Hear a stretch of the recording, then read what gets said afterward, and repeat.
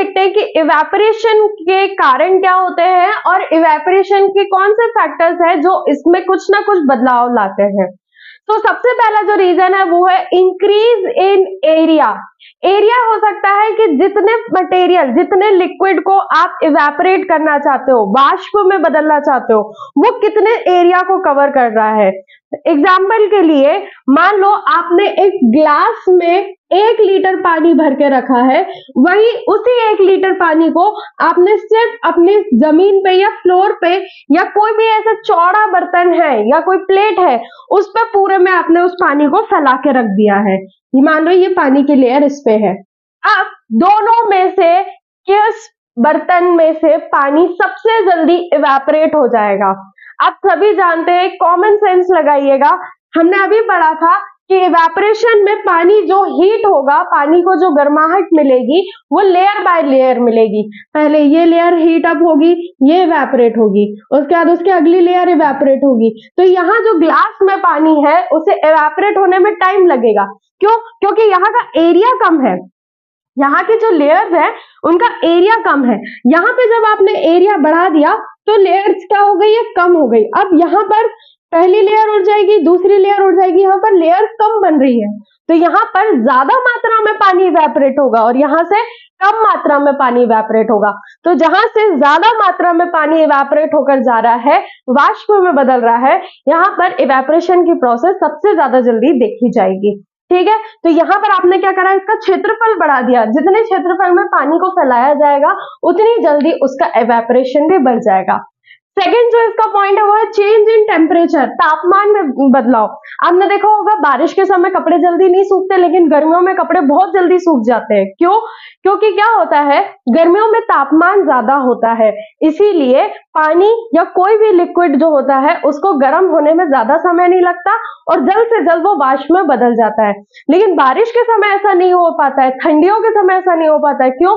क्योंकि तापमान जो होता है वो बहुत ज्यादा ठंडा हो जाता है, जिसमें उस पानी को गर्म होने में थोड़ा टाइम लगता है और वाष्पीकरण की प्रोसेस थोड़ी सी स्लो हो जाती है। अगला जो पॉइंट इसका बनता है वो है ह्यूमिडिटी, नमी।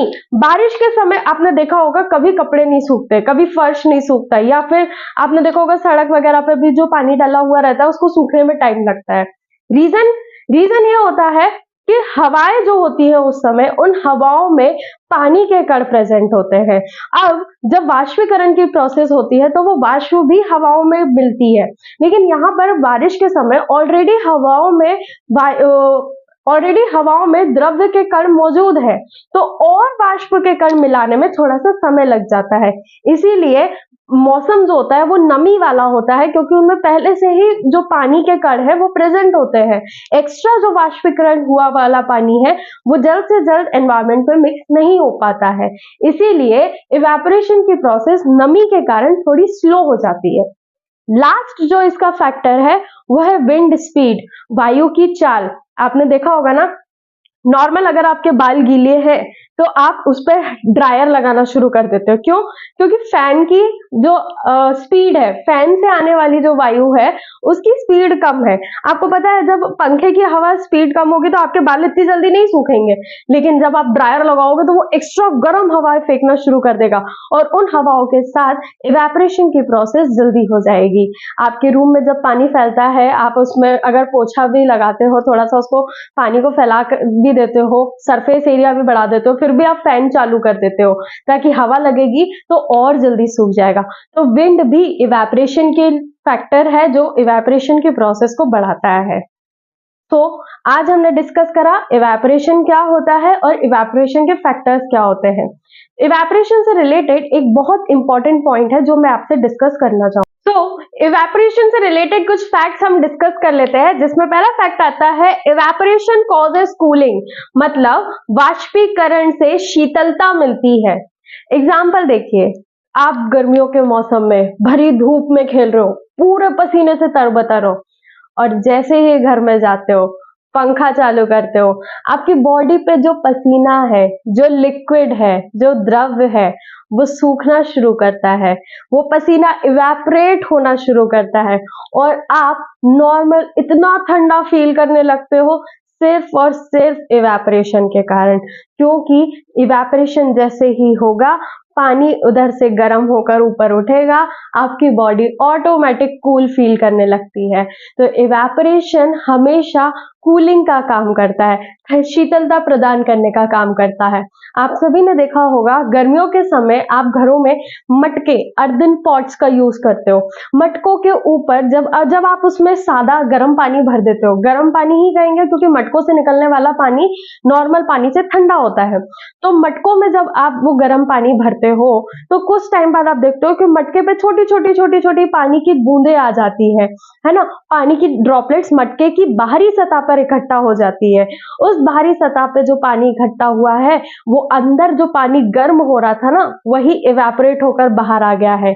और जब वो इवेपोरेट होकर बाहर आता है तो अंदर के पानी की पूरी गर्माहट बाहर ट्रांसफर हो जाती है और अंदर रहा पानी पूरा कूल हो जाता है।